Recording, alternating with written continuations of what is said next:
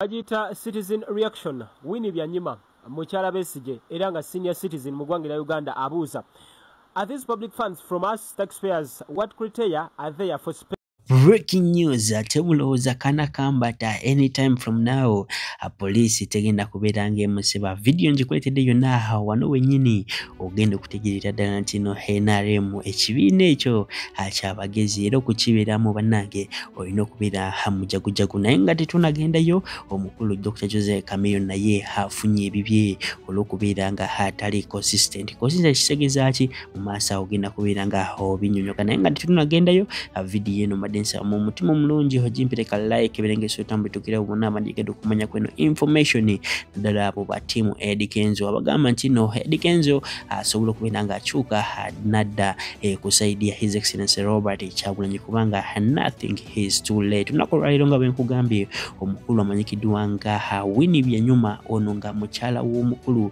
amanyikiddwa nga Dr. Kano Kizza Besigye ate ng'ono ye omu ku ba human activists oba human rights activists between mu Africa namba nabo nategeeza Eddie Kenzo namugamba nti no sawa zineeno oli mu kwewana nti no government yakuwadde ssente zimu omusolo n'ozikozesa nga bw'oyagala, naye there will come a time where you will be accountable for that. Jjukira ezo ssente sizizo wabula z'abanansi bana Uganda. Njaga osooka owulirize tumanyi tweyongereyo n'ebyomukulu amanyikiddwa nga Habajo ku Dr. Jose Chameleone. Agita citizen reaction Winnie Byanyima mukyala Besigye era nga senior citizen mu ggwanga lya Uganda abuuza, are these public funds from us taxpayers? What criteria are there for spending?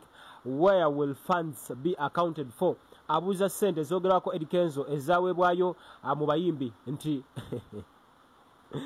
abantu bakoze reaction Kenzo bamuyingidde. Ono agambye nti doesn't know that Kenzo doesn't know that what he's saying can put him in jail in some countries because it's corruption. Public funds are supposed to be accounted for. They should be helped. By the way, for abasomye ku byafaayo akatinitini bogenda maaso ne weekebejja anti wezibanga public funds, whoever took it will be accounted for someday. It may not be now, it may not be today or the other time, but for someday kasitona sigalanga oli mulamu akaseera ako kayinza okujja okusinza ku byafaayo abamu bye tusomye. Ono n'agamba nti imagine I thought who he went to school wasted time since life all in struggle until I made this from Eddie Kenzo. I realized he's illiterate just after saying Museveni brought natural resources to Uganda. How can you kneel down for a woman because of money? East African #1 artist, Africa's #1 legend, a man who has taken this music for 25 years, and you kneel down. Come here and again, I'm as a president. Come here and come Museveni and muweleza nyonyi na mwane $1 buli wagenda okuperforminga nakyo kanchikobo. Utamanyi value, that is not that university osome. Any value ya Chameleone. Tamanyi value, you cannot tamanyi kibaita branding. When you brand yourself Chameleone tamanyi bo beer man. Kadia man kan badika kola because appointment yokola Chameleone. President we gwanga yagamba Chameleone yimba olimba basimo ogenza opulya bulungi. President Chameleone yimbi gwasinga okwegomba. Kati bogendo ozunga mwenya yakola statement. Nagamba mu president wanaba yagabandekere bami ngona bayegula.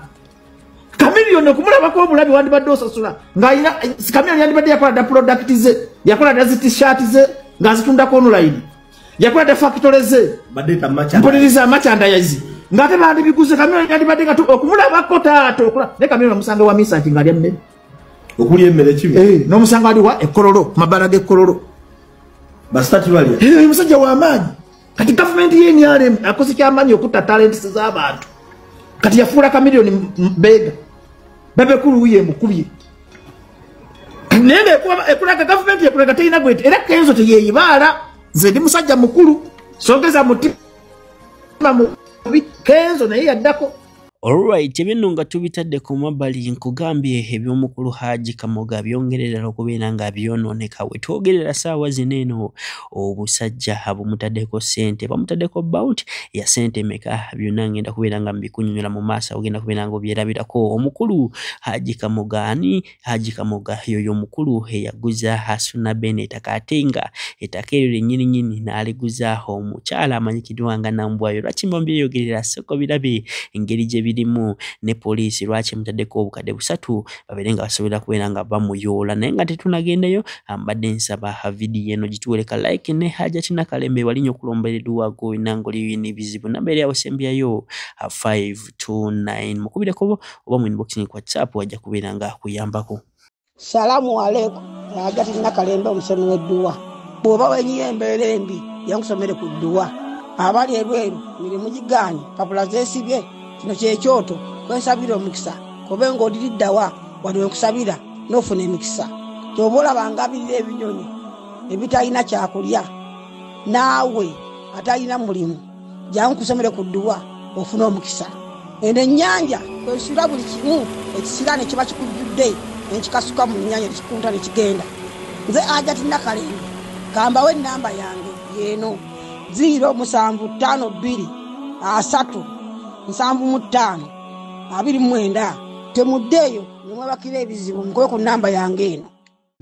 Haji Kamoga poliisi emuyigga ne bagamba mbu yavudde yasse Bagamba yabuze. bamutaddeko $3 Ntono bongereko sente. Wajja byenyiye. Mpuli bamubanja milioni simanyi mmeka. Ari omuntu ali mu sente ezo ate omuteekeko $3 poliisi naawe erimba. Poliisi yongere ku sente ebyaddala.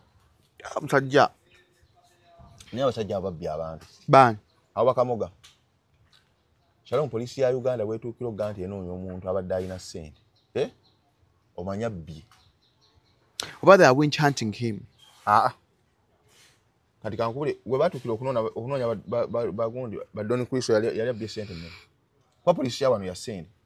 Abo neso oba protectinga. Kati wetuukira oganti ekunoonya oba olemye. Ekyo kireese enjawukana abantu bagamba tulekerawo okwesiga abantu abatunda amataka. Muli baffe nabo oli mutunzi wa ttaka.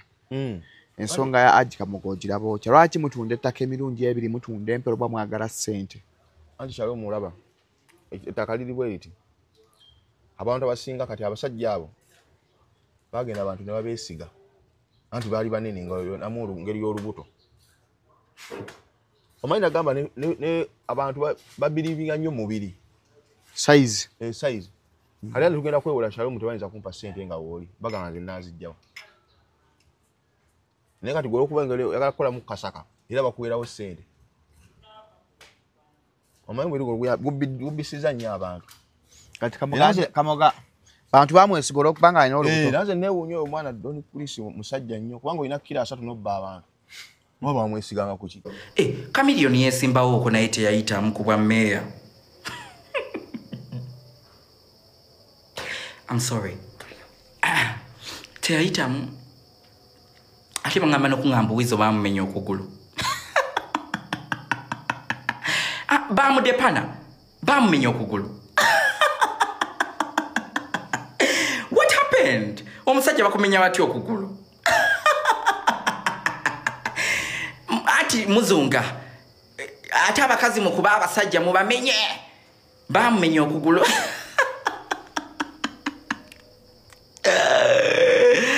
Wow. Wow. Wow. Wow.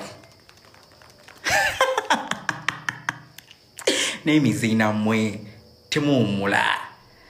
Bana ya abakyala njagala okubategeeza muddemu mukole ebibiina byammwe by'okwekulaakulanya nga zinniigiina. Abasajja baleme kubafugana ssente. Era omukyala abeera ne ssente zo n'omwami abeere ne ssente ze.